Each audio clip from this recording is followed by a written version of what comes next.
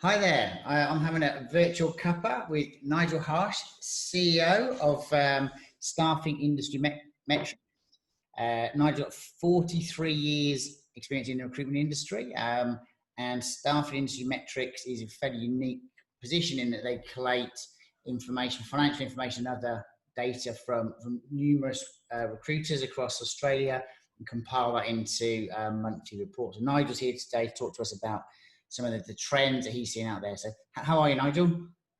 I'm well, thank you, Simon. I'm well. Brilliant, brilliant. Loving the background there. Wishful thinking. When you're in Melbourne, when you look at anything like this, it's where you wish you could be. Yeah. Brilliant. All right, Nigel, I suppose I wanted to start by asking you, obviously you speak to a lot of people in the recruitment industry and related industries. What are people asking you? What sort of things are the frequently asked questions you get in, the common issues that people you're chatting to are facing? I think the biggest challenge that most recruitment companies are facing is how do we keep the team together at the moment when we've pushed them out remotely? How do we truly keep them engaged in what we're trying to do in a very new market? Is that the market flipped instantly. It went from being job rich, candidate poor, to what is now becoming job poor, candidate rich. And that's a very different market environment that the majority of recruiters have never worked in. We've had a golden run here in Australia for 20 odd years. And so we've got a couple of generations of business owners and consultants that have known lots of jobs and tough to find people. And of course, that market has instantly flipped and is likely to be pretty much the same for quite some while. With unemployment being hidden at the moment, we don't know what the true numbers are, but we suspect that by Christmas it's going to be up around 10 and 11%. And so the amount of candidates on the market is going to be absolutely significant. And so for most people, it's getting their head around how do we keep our people performing? And that really is a tough one when you've recruited a team to work as a team and now you're pushing them out to work remotely. But you guys are probably a step ahead of many because you've been working on flexible work for quite some while.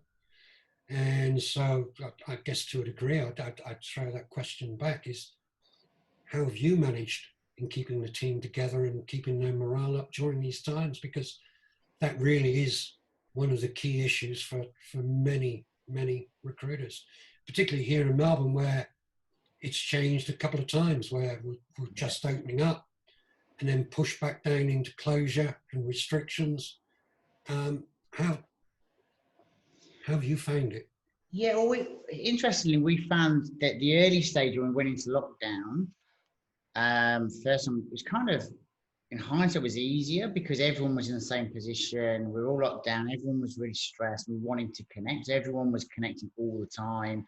We had Friday afternoon drinks. We did lunches, breakfast, everything over video. We had invented loads of really interesting ways of hanging out. We did online cooking classes, online painting classes. It was brilliant, and it was actually quite good fun.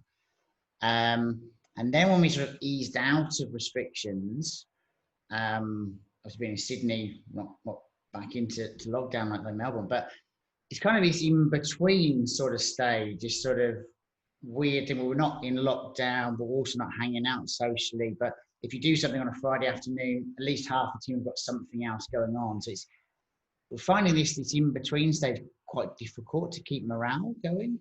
Because that initial adrenaline rush of like the we're in this together, that kind of blitz mentality that was early days, that's kind of gone now and been left with this sort of, we're kind of a bit bored of it now. We just want to get back to normal or something. Yeah, this is quite a tough phase, I think. I think it is. None of us know what the new normal is, but I think what we've all been alerted to is the fact that this may not go away, and it could happen again at any time. And so it leaves a lot of people wondering about what will we look like truly? How do we need to structure ourselves so that we can survive as a team when we're together, and yet also survive if we get locked down again? Yeah. And that uncertainty is leaving a lot of people up in the air, like you. It's initially people were all on side, but they are getting a bit fed up of, I can't do this, I can't do that. And that the biggest danger of that is sadly complacency, of easing up on social distancing, Yeah. and all of those types of things. Is that once the cat's out the bag, as it is here in Melbourne, the extremities of what you have to go through to get it back under control are frightening. And so I think for anyone watching and listening this morning, I would beg, don't become complacent. Keep the social distancing. It's not back to normal yet, and look after yourselves and your family. Yeah, we've got to get the work done. But I think there's a long way to go, and hopefully if we can hammer it here in Melbourne and make it go away, then hopefully the light at the end of the tunnel for Australia will be the borders will open up and we can all get back to being one country. Yeah. But the supply chain issues, I think, are going to prove problematic as we go through the year, because you can't just jump on a plane now and go where you want. And I think all of the rollout and the implications of supply chain issues are yet to be seen. You know, as a country, we've survived with backpackers picking our harvest. We're short of a lot of backpackers on the radio this morning. You can hear the farmers are crying out for these backpackers because they can't get Australians to do the job. So there's going to be a huge demand now that the harvest season is really kicking in. Yeah. And if you can't pick the harvest, then there's not going to be food on the tables, or it's going to be extremely expensive. So there are quite a few issues that we're yet to come to grips with, but certainly New South Wales and Queensland and WA are getting back more to business as usual, albeit not at the same levels. Yeah, I'm very nervously as well, I think, very cautious. It is, and I think lots of people, particularly outside of Melbourne, are seeing green shoots, is that there is some demand out there, which of course makes sense. Temporary staff and flexible staffing, historically, in 43 years throughout recessions and different issues and elections, the first thing we see is that permanent hiring tends to slow because of a lack of confidence. And if we look at what's going on now, there's definitely a lack of confidence. Some firms are still hiring, undoubtedly, if you're in the right sector. If you're in IT and you're in security or networking, you've got a lot of demand. But if you're in hospitality, then you've had the carpet taken right away from you. And so, strangely, this time around, it isn't necessarily the type of temps or the type of roles that you're working with that will keep you alive. It's the clients and whether they are able to work remotely and whether they're on the essential list of keeping the company running or keeping the country running. And so this time there's not a lot of logic as to who's doing well, because it all depends on the end user and their ability to keep going throughout this. And that's strange, because normally it's sectors that get hit. Yes, we've seen travel and tourism, which is horrific. We'll never know when it will get back to those levels. if it will. Melbourne, the food capital of Australia. I've been locked down for 6 months. I'm frightened at what Melbourne will look like when I go out onto the streets. A lot of the small cafes and restaurants just won't be there. It's Yeah. going to be a different world. And so I think this time around, there's going to be some big regional variances. We've seen that the regions tend to be doing slightly better than the capital cities. And that's because they've not had the virus and they've not had the lockdowns. Well, I mean, just on that data there, and obviously you get a lot of data in, and imagine you've been trying to sort of trawl through it all and make some sort of sense of what you're seeing there, because it is, as you say, fairly random, and it is one of the, you know, I've been in recruitment for 23 years now, and you know, recruited through Y2K and 9/11 and GFC and that sort of stuff, and there's a lot of similarities to those in some ways, in other ways it's completely different. But I don't know, but then the survival of particular recruitment companies was largely based on the skill of the people running it, or how well it was run as a business. Whereas now it seems to be more the luck of the draw in terms of who your clients are, what sector you happen to recruit in. And we've been very lucky with our clients, and very lucky with the sectors we recruit in. We've been hit, but not nearly as badly as other people who run really good recruitment companies have really suffered. I mean, what are you seeing in that data? What sort of sense are you getting out of that data you're seeing? Well, firstly, we saw the bottom drop out of the perm market in April. If we compare April to March, 98% of recruitment companies got hammered in perm sales in April. And in that 1 month, we saw perms drop on average by 67%. Wow. For the prior month. To put that in context, the GFC, which is probably the next thing that we can look at as the last big event, the GFC took a hammering, perms took a hammering, but it took 7 months from the peak to the bottom of the trough. This time round, we've seen the same quantum of drop in just 1 month. And that happened pretty much throughout the world instantly, which is no surprise. Is that when companies go into lockdown, and you're more worried about keeping going everything you've got rather than recruiting new staff. Yeah. But perms came back to life a little bit in May and have improved slightly in June. So there is still work out there and people are still hiring, but it really does depend on individual clients and their circumstances. And the types of roles, certainly IT would stand out as a sector that's doing particularly well. It depends what you do in health. Health got hit quite hard, and that was because of the cancellation of elective surgery. And so all of the usual nursing staff that would be rostered on were all cancelled. So in a pandemic, you would have thought nursing staff would have gone up through the roof. But through the cancellation of elective surgery and things like that, nursing agencies got absolutely hammered. But they're now coming back to life. And so this time around, it's very different, but there are some similarities in what do you do when the bottom drops out of the market. Yeah. Whilst perms have got absolutely hammered, temps and contracting has been pretty resilient. And that really doesn't come as too much of a surprise.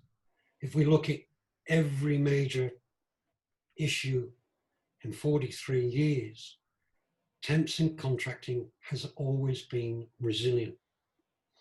April this year, average temp and contracting sales dropped about 17%. But if I have a look over the last 17 years and have a look at the usual drop between March and April, it's generally about 16 to 18% drop. And that's because April is full of holidays and public holidays, and is a shorter period than March, which for a lot of people is a 5-week month. So this April wasn't that bad.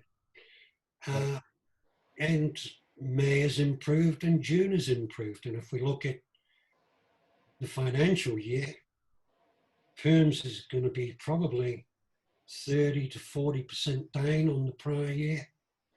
Temps and contracting on average will be down about 15 to 20%. So the companies that have worked hard to build that flexible workforce are the ones that are doing okay at the moment. Those that were heavily dependent on permanent recruitment have been smashed. Yeah. And yeah, we found that. I mean, April for us was, I think, we had negative perm, which was the first. I mean, I've been at TLC for 19 years this week, actually. And it's the first time I've seen negative permanent, because we had, so many things that were from offer stage and notice people that got cancelled. They just they couldn't have people start because they weren't going to be in the office. They didn't have the capabilities to induct people remotely. So we actually got such a negative from March that actually hit negative perm in April. But yeah, contractors for us stayed really stable. In fact, if anything, they went up. Leading up to the end of June. By the end of June, we actually had one of our record periods of time for contracts. Yeah. Look, in honesty, whilst we're seeing some people coming in with their poor temp contracting sales, others are coming in with absolutely record results. And again, it depends on how well you've deployed yourself, how well you're communicating with your own team, your clients, and if those clients are deemed to be an essential service and they've been able to push their work out to remote work, everything's fine. Everything has been fine. And so it comes back to the usual, that if you've got a good balance of a mix of clients and a good mix of business, you still have money coming in the door. The hard issue is managing your costs. Yeah. And of course, that's been a big issue. And most people have offloaded staff, and that probably 25, 30% reduction in headcount. It's your biggest cost. And when perm orders have just disappeared and you've got pure perm consultants, I'm afraid you don't need them. Yeah. And that we've seen headcount reduced by 1/3 over this period. And, that it's terrible to see. There's a lot of recruiters on the market now.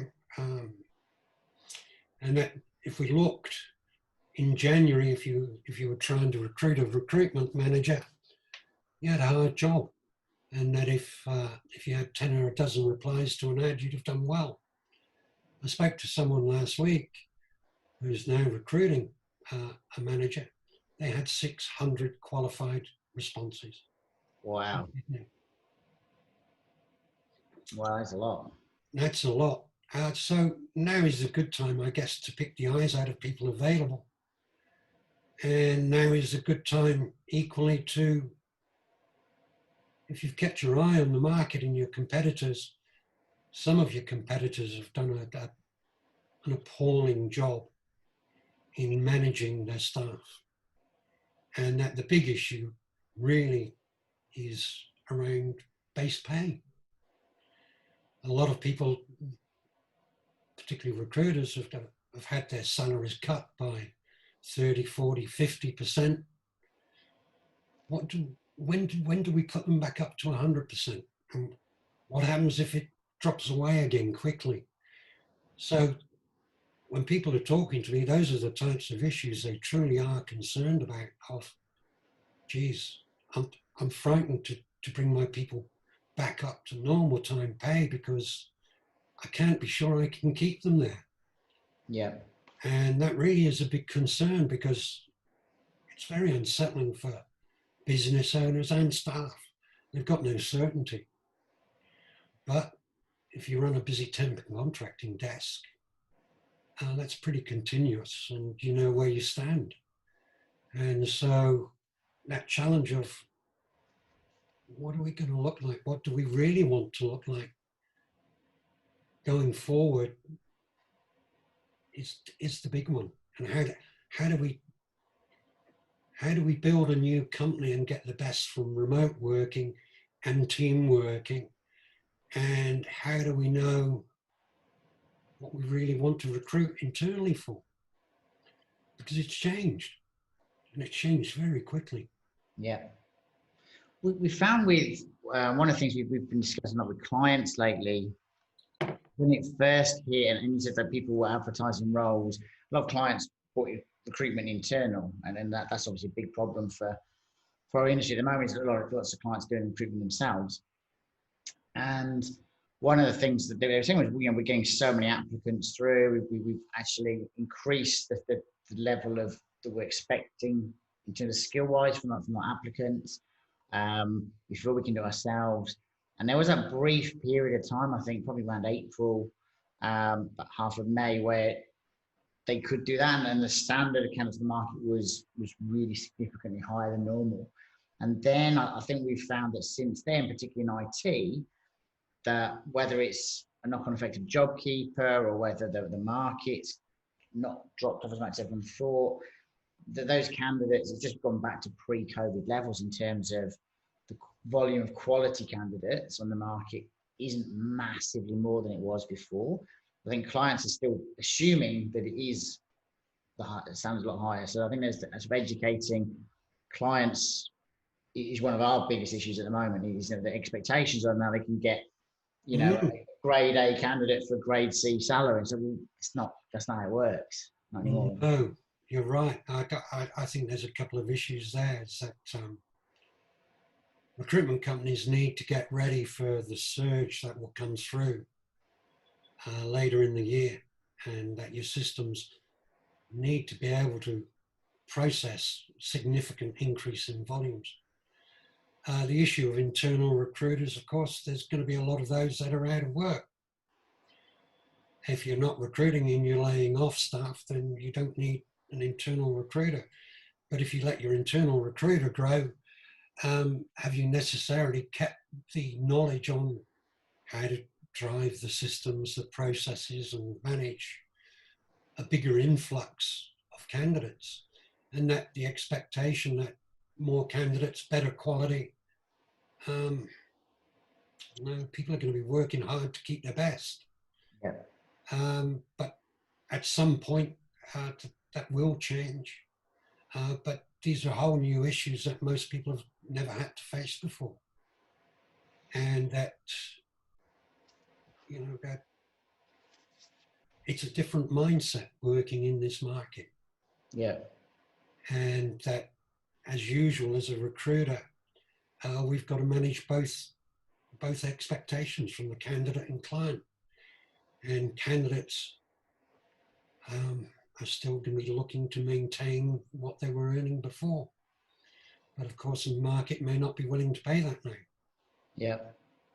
That's going to be an issue. And it's going to take quite some persuading to encourage people in a job to change to another job that I want to know how well that new company has managed throughout this process, because they want to be sure that they're going to have a job if it happens again. Yeah. And of course, no one knows the answer to that. It's also very short-sighted to get someone on board now at a reduced salary, because in 3 months' time, just as they start becoming productive, the market picks up and they get offered what they should be paid. They're going to leave because they're going to have loyalty, because you've underpaid them, and then you've just wasted 3 months. It's very sort of short-sighted financially. It is, but I think one concern I have is that JobKeeper is keeping a lot of dead jobs alive. Yeah. And that a lot of people have deferred the decision on staff. They're parking it in there. I'd rather deal with it at a different time. I don't think that's healthy. I've always been take it on the chin, deal with it now, sleep at night, and at least what you look forward to is under your control. I think when you've got a lot of things tucked away under the bedclothes and problems that you know you're going to face in the future, that makes it hard to get up each day. And so the deferring of decisions in this type of environment, I don't think helps. I mean, obviously you see data from a lot of businesses, and we were discussing earlier on how at the moment it's a lot of luck in terms of the market you're in and the clients you have. But there's companies that are performing exceptionally well in good markets. There are companies that are doing surprisingly well in bad markets. What are the things that the good performing businesses, that are taking, not relying on that luck of their market, etc. What is it? Is there any sort of commonalities into what they're doing at the moment? Yeah, leadership.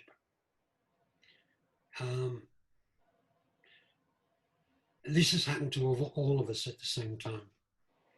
The big difference is how the leadership of different companies have rolled their sleeves up and helped the team get through this, and have kept their focus on productivity,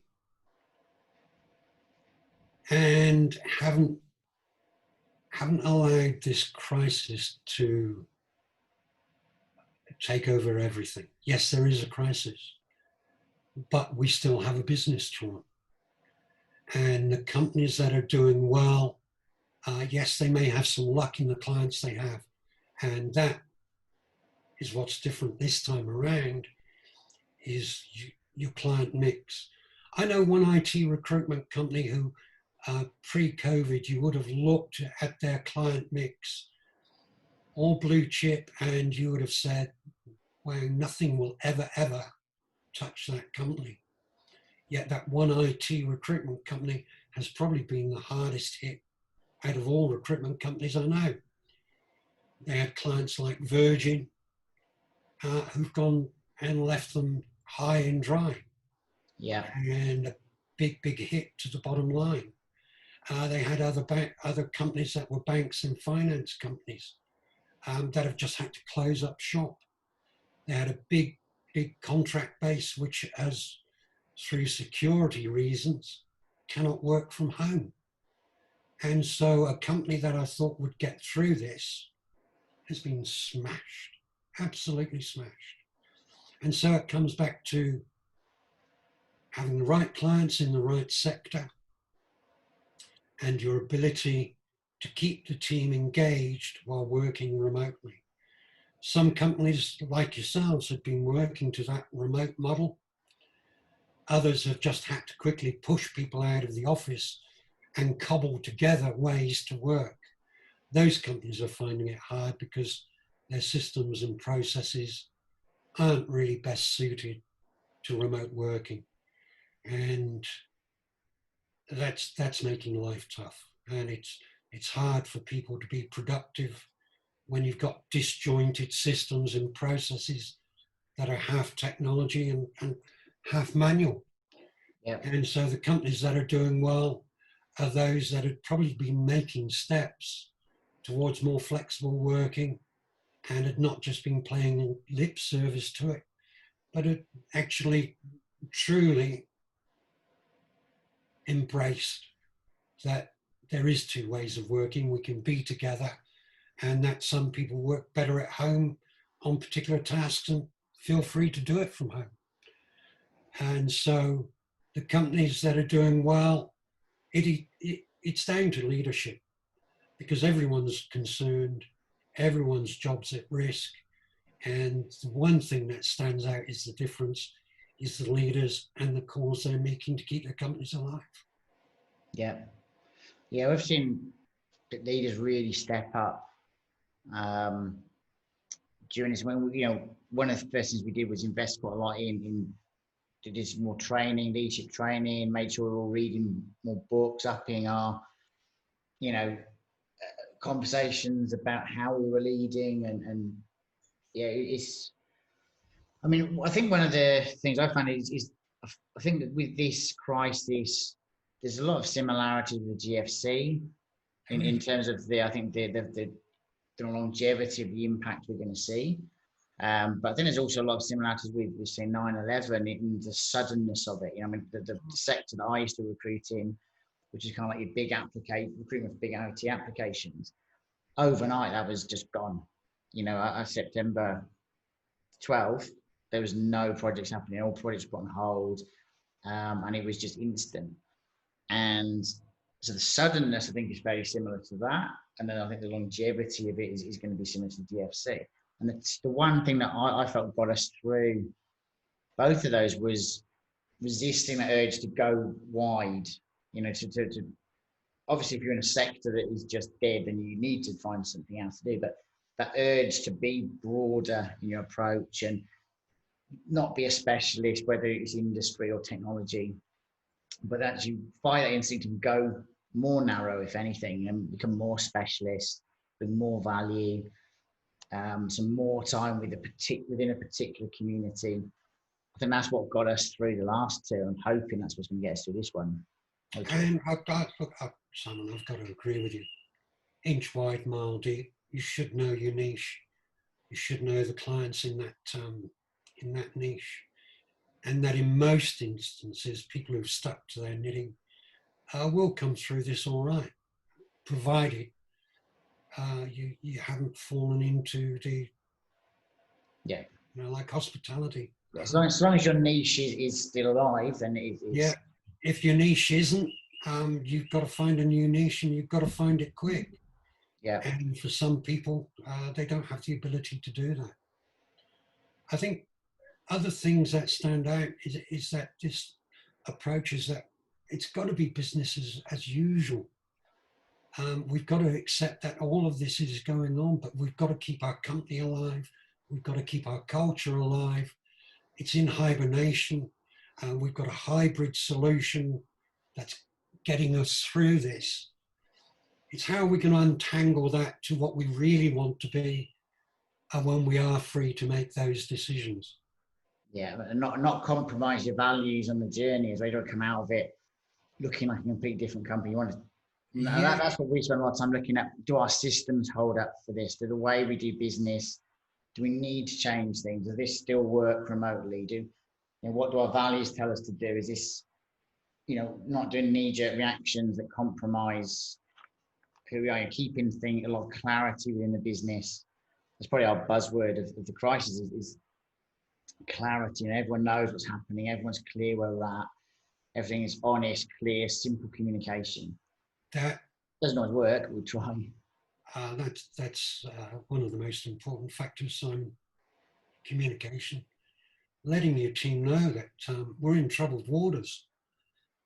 This is what we're doing to keep afloat. This is what we will be doing to have better sailing when this storm passes. And that I think the good leaders aren't frightened to be honest.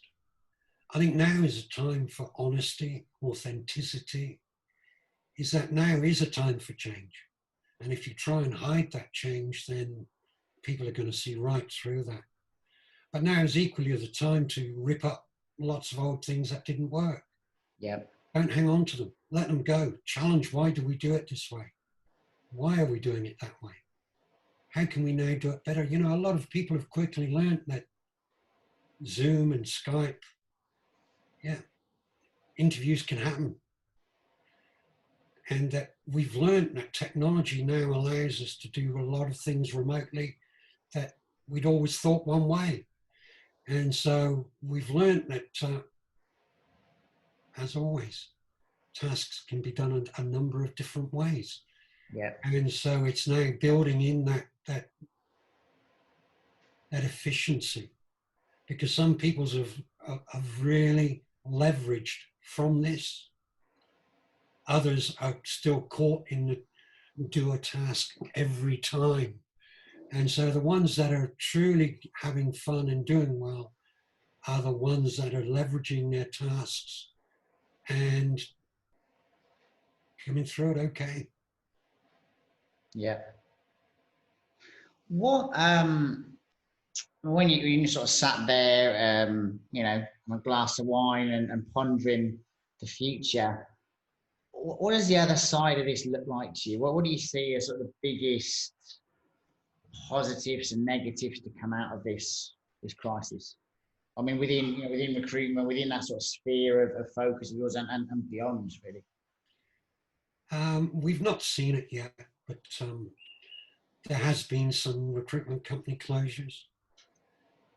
We always expect to see 15–20% of recruitment companies disappear through times like this. And I would expect by the time we get to March, that will be the case. Some of them didn't deserve to be around and don't deserve to be around in a new environment. They're not agile enough, they're not quick enough, or they didn't have the foresight to change. A leaning down of the industry is always good. The strong survive, have always survived. We'll see, you know, this sounds crazy, but it would be terrible. It would be a crime to waste this crisis. And this crisis should have made most people look at how and why we do things. What are our true values now? And that for me is quite exciting, because it really is the opportunity to reset the clock. And resetting the clock from here going forward, if you've got the courage to do that and let go of the things that you don't need, and the courage to truly embrace remote working and flexible working, and if you've managed your team well throughout this and truly cared about them, you'll have a much closer bond with your team now than you've ever had before. I don't know if you're finding that that relationship has come, even though we're further apart, we are actually closer together. And I think that, wow, it takes a crisis for us to get that close together.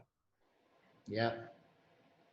Yeah, we've definitely felt that the team's been closer. I mean, I feel that, you know, I've got a team that really had my back during this. I hope that they think the same of me and Jeff. I feel that they've really stepped up and they've really had our back. And, you know, we've put some pretty harsh facts in front of them, and they've stepped up and taken that information in the context in which it is presented. No one's panicked, no one's freaked out. Everyone's put in extra work, and, you know, it's been awesome. Yeah, I definitely feel that we've come out the other end of that so far stronger, and I think that hopefully that will stay.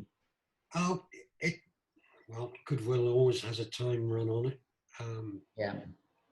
But here in Victoria, we're in the state we are because of poor leadership and poor deployment. And so the message is very clear, is that leadership has been the one thing that stands out from my mind for those companies that, you know, they won't be racking up great profits, but they're keeping their business and their team together, ready for when we do get out of this, and we will get out of it. And what do I expect to see? I expect to see temps and contracts surge. The demand for flexible staffing solutions while this virus is around will increase. And we don't know if we will get a vaccine. While there's uncertainty, you can always expect perms to be up and down. There will be some green shoots if you hit the right clients. And again, you know, you're shifting into new markets is something that recruitment companies have had to do from time to time. And if you can see light at the end of the tunnel in a new market and you've got the capacity to do it, get into it quick. I've seen some people pick up some huge amounts of work for unrelated work that they're now flat out.